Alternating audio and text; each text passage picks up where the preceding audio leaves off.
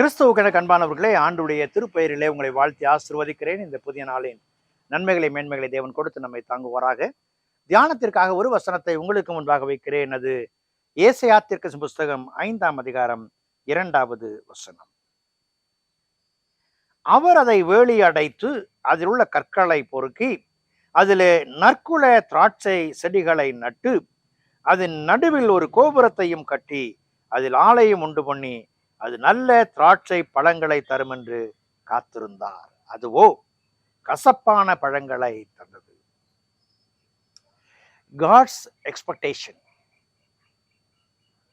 ஒவ்வொரு மனிதனுடைய வாழ்க்கையிலும் கூட ஒரு எதிர்பார்ப்பு என்பது இருக்கிறது.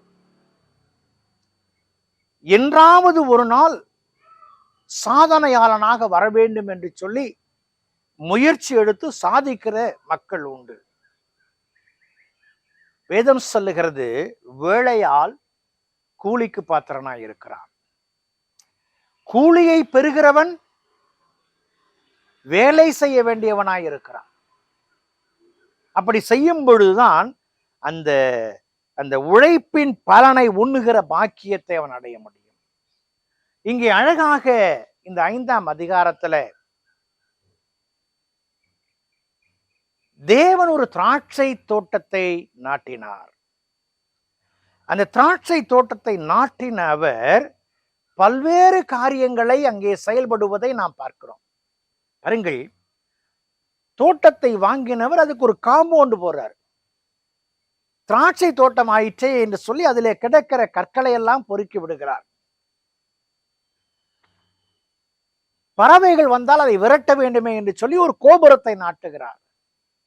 பழம் பழுத்ததும் அதை சாறு விழுந்து திராட்சை ரசமாக்க வேண்டுமே என்று சொல்லி அவர் ஒரு ஒரு ஒரு ஆலையையும் கூட அமைக்கிறார்.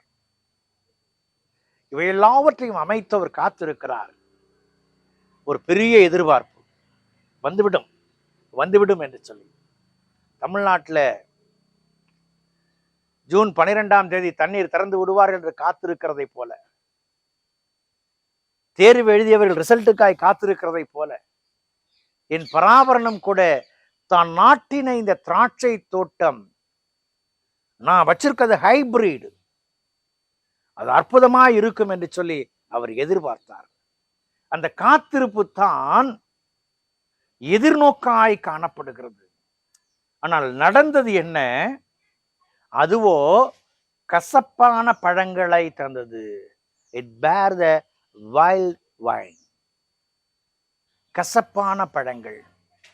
எதிர்பார்ப்பு அங்கே முற்றிலுமாய் மாறி போனது. நம்ம ஊர்ல சொல்லுவாங்க, விதை ஒண்ணு போட்டா சொர ஒண்ணு முளைக்குமான்ட்டு. இங்கே அதுதான் நடந்தது. நட்டது நற்குல திராட்சை, ஆனால் கிடைத்தது கசப்பான திராட்சை. என்ன நடந்தது இடையில? வளர்ந்து வரும் பொழுது உலக environment, it was change the attitude, it was change the quality. தரத்தை அது மாற்றி அமைத்தது. கசப்பு. கிறிஸ்தவ குடும்பத்திலே பிறந்தவன், திருமுழுக்கை பெற்றவன், திடப்படுத்தல் பெற்றவன், தடம் மாறுகிற சூழல். என் ஆண்டவருடைய அழைப்பு கசப்புக்கு அல்ல, சுவைக்கு.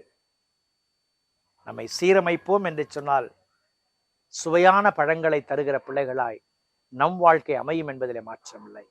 இறைவனுடைய எதிர்நோக்கை நிறைவேற்றுவோம். கடவுள் நம்மை ஆசீர்வதிப்பார். ஜெபம் செய்வோம். பரிசுத்தமும் கிருபையும் நிறைந்த நல்ல ஆண்டவரே, இந்த நாளுக்காய் இந்த வேளைக்காய் நன்றி செலுத்துகிறோம் சாமி. உம்முடைய எதிர்பார்ப்பு எங்களை நிறைவேற எங்களை ஒப்புக் கொடுக்கிறோம் சாமி. நாங்கள் தடம் மாறாதபடிக்கு, திசை மாறாதபடிக்கு உமக்கேற்ற கனிகளை தர எங்களை அர்ப்பணிக்கிறோம். எங்களை பரிசுத்தப்படுத்தி பயன்படுத்தும். இயேசுவின் ஜெபிக்கிறோம் ஜெபக்கேளும் பிதாவே. ஆமென்.